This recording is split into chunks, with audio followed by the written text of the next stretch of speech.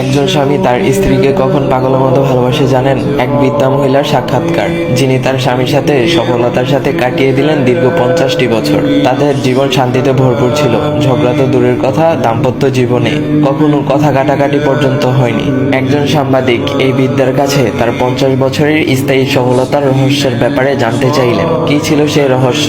মজার মজার খাবার বানানো, দৈহিক সৌন্দর্য, বেশি সন্তান জন্ম দেওয়া, নাকি অন্য কিছু?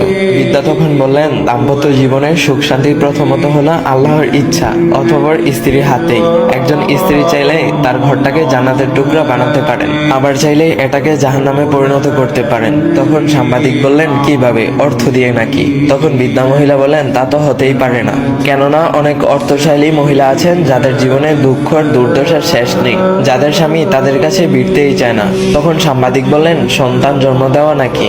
তখন বৃদ্ধা মহিলা বললেন, না, তাও না, কারণ অনেক মহিলা আছেন যাদের অনেক সন্তান আছে অথচ স্বামী পছন্দ করে না। তখন সাংবাদিক বললেন, ভালো খাবার বানানো নাকি? তখন বৃদ্ধা মহিলা বলেন, এটাও না, কারণ অনেক মহিলা আছেন যাদের রান্না বান্নায় বেশ দক্ষ, সারাদিন রান্নার ঘরে কাজ করেন অথচ স্বামীর দুর্ব্যবহারে সুখী নন। তার কথায় সাংবাদিক বিস্তীর্ণ হয়ে গেলেন, বললেন, তাহলে আসল রহস্যটা কি? তখন বৃদ্ধা মহিলা বলেন, যখনই আমার স্বামী রেগে গিয়ে আমাকে বকাবকি করতেন, আমি অত্যন্ত সম্মান দেখিয়ে নীরবতা অবলম্বন করতাম এবং অনুতপ্ত হয়ে মাথা দুলিয়ে তার প্রতিটি কথায় সাড়া দিতাম। সাবধান, বিদ্রূপের দৃষ্টিতে কখনো চুপ হয়ে থেকো না, কেননা পুরুষ মানুষ বিচক্ষণ হয়ে থাকে, এটা সহজেই বুঝতে পারেন। সাংবাদিক তখন ওই মহিলাকে বললেন, ওই সময় আপনি ঘর থেকে বের হয়ে যান না কেন? তখন বৃদ্ধা মহিলা বললেন, সাবধান, সেটা কখনো করবেন না। তখন তিনি মনে করবেন আপনি তার কথায় বিরক্ত হয়ে পালাতে চাচ্ছেন।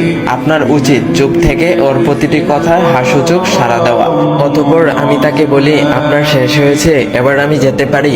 তারপর আমি চলে যাই, আমার নিজের কাজে লেগে যাই, কারণ চিৎকার করে তিনি ক্লান্ত হয়ে পড়েছেন, তার বিশ্রাম প্রয়োজন। তখন সাংবাদিক বললেন, এরপরে কি করেন? 1 সপ্তাহ খানেক তার থেকে দূরে থাকেন এবং কথা বলা বন্ধ রাখেন নিশ্চয়ই। তখন বৃদ্ধা মহিলা বলেন, সাবধান, এ ধরনের বদ অভ্যাস থেকে দূরে থাকুন। স্বামী যখন আপনার সাথে আপোষ করতে চান, তখন যদি আপনি তার কাছে না যান, তখন তিনি একা থাকতে অভ্যস্ত হয়ে যাবেন। কখনো কখনো এই অভ্যাস তাকে পছন্দ জিদের দিকে ঠেলে দেবে।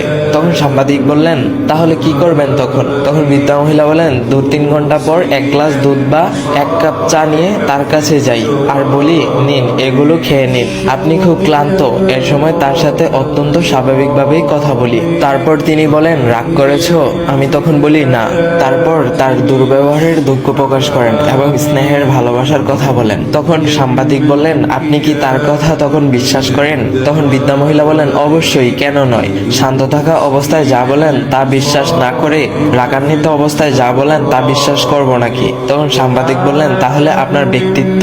তখন বৃদ্ধা মহিলা বলেন, আমার স্বামীর সন্তুষ্টি আমার ব্যক্তিত্ব, আমাদের স্বাচ্ছন্দ্য সম্পর্ক আমাদের ব্যক্তিত্ব। আর স্বামী স্ত্রীর মধ্যে কোনো ব্যক্তিত্ব থাকে না।